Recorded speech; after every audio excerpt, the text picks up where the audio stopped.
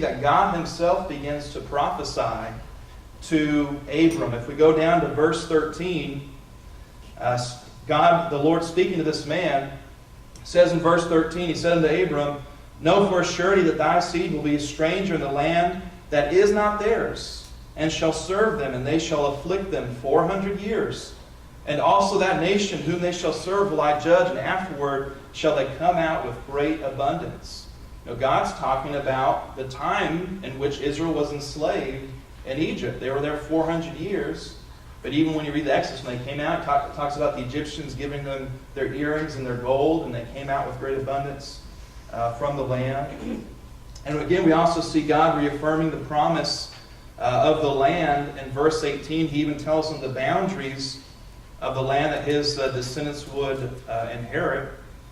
Verse 18, In the same day the Lord made a covenant with Abram, saying, Unto thy seed have I given this land, from the river of Egypt unto the great river, the river Euphrates. And notice it's spoken in present tense. It's already done. It's given to your descendants. And so we come to Genesis 17 now. We read about Abram and his name being changed. And names are important in the Bible, but especially when someone's name is changed by God, that's even more important because it has special significance.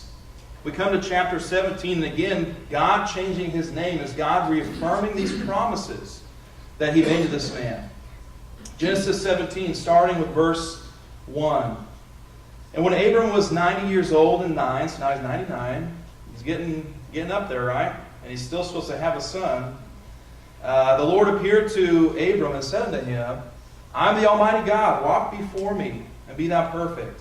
And I will make my covenant between me and thee, and will multiply thee exceedingly.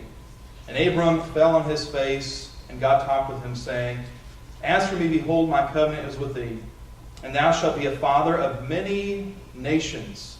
Neither shall thy name any more be called Abram, but thy name shall be called Abraham. For a father of many nations have I made thee. So we see his name is changed from Abram to Abraham.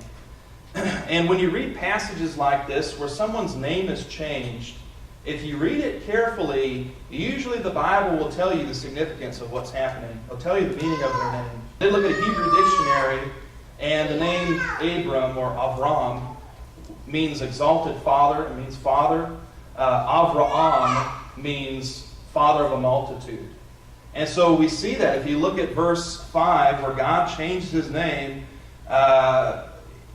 Thy name shall be Abraham, the father of a multitude. He says, For a father of many nations I have made thee. And so again, God changed his name to reaffirm these promises. Look, you're going to be the father of many nations. And so from this point forward, he's known as Abraham.